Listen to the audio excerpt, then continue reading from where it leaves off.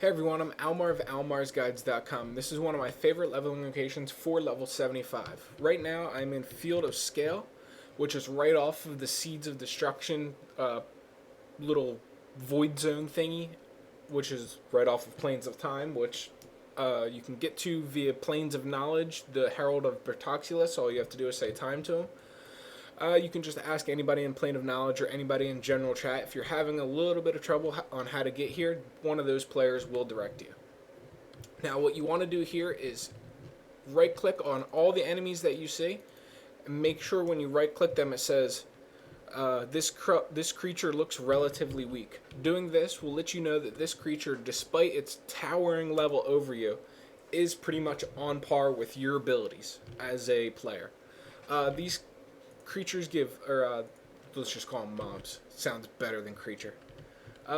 These mobs give you a ton of experience at level 75, which makes this one of the best locations for leveling through this level range rather.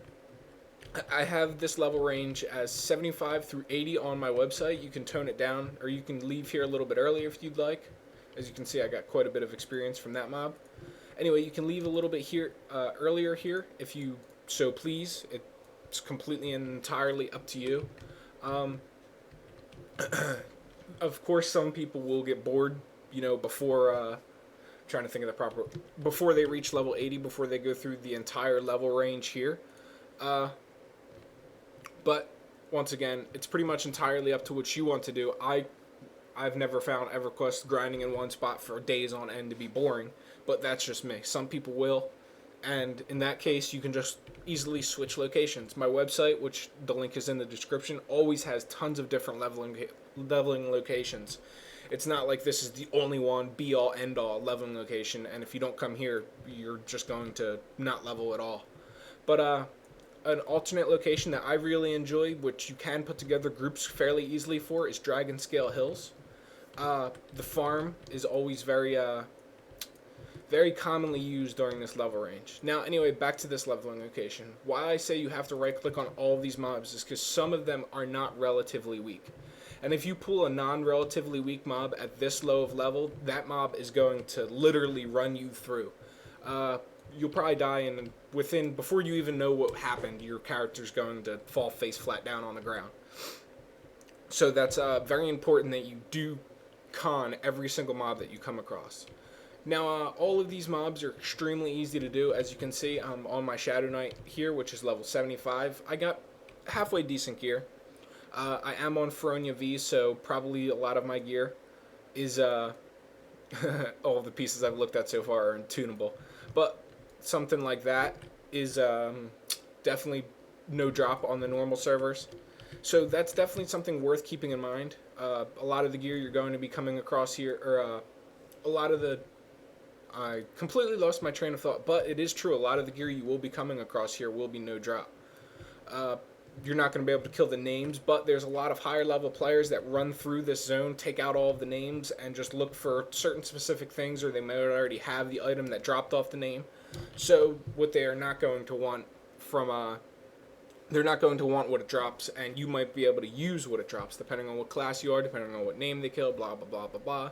Pretty sure you know how drops work in this game by now. As you can see here, I'm using my DPS mercenary because there's just really no reason for me to use a healing mercenary when I can so easily take the hits from these guys. I also have, let me see how many AAs I have. I have 453 with 11 unspent. Really need to spend them, but I've just been... I haven't played this character in so long, and I forget which AAs are actually useful. So I could always get combat agility and combat stability, but I'm pretty sure I'm lacking a lot in the damage department, so I'd probably want to get some AAs there. I'm going to be waiting, though, until I relearn this character a little bit better, see what my weaknesses are, so I can improve them in AAs. Now, another thing I'd like to bring up is you don't always have to just pull one mob at one time. Once again, I haven't been playing this character in a really, really, really long time, so I kind of forget what I can handle, and I kind of forgot that I can handle like 10 mobs at once. That's not to say I should pull 10 mobs at once, because that's a surefire way to get my mercenary killed, because he pulls a lot of aggro since I have him on burn. and I might not be able to hold the aggro of all of the mobs at once. That and I might run out of mana and then not be able to life tap or anything like that. I'm still a lower level, and I'm pretty sure Shadow Knights get a instant cast life tap later on, and instant cast dots. I know Beast Lords do, whereas at these lower levels they didn't have that available to them, which is really a trying to think of the proper adjective. Or maybe we'll go with a verb. I think that's very crippling. And it leads to a rather unenjoyable playstyle. Once my Beast Lord got instant cast dots, it became like immediately a 10 times funner class. I think they start later on 85, 90, something like that. 85 I'd like to go with. I'm pretty sure that sounds about right. But that's pretty much all I can think of to say about that. Besides that, this location is definitely by far the best location you can possibly come to. As you can see, I went from 72% experience AA to 99, and I have 90% experience into my AAs. So I'm getting a ton of experience here. About every 4 mobs, you can probably say, would get me 4 or 5 mobs, I guess you could say, would get me an entire AA, making this by far definitely the best location I've found to AA experience at this level range. Once again, it's also great, excellent for leveling up. You can come here and get normal experience. Of course, there's nothing holding you or nothing stopping you from doing that. But I'm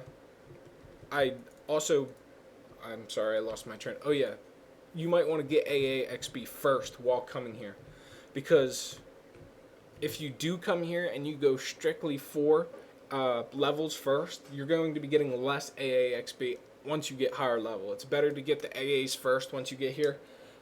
You should be able to get a cushy amount. I'd recommend kind of stopping at a right about here. 450 is pretty good for this level. I'm probably going to stop getting AAs right now, max them out at 30, level up to 80, and then dump the 30 into my AAs, and then continue leveling from there. But that's pretty much all I have to say about this location. I don't want you guys to sit through watching me med this entire time, but once again, in order to get here, you want to go to the Plane of Knowledge, talk to the Herald of Bertoculus. I'm pretty sure that's his name. Hail him, say time. He'll take you to Plane of Time. What you want to do there is find a portal, left click on that, and then you'll enter the Void.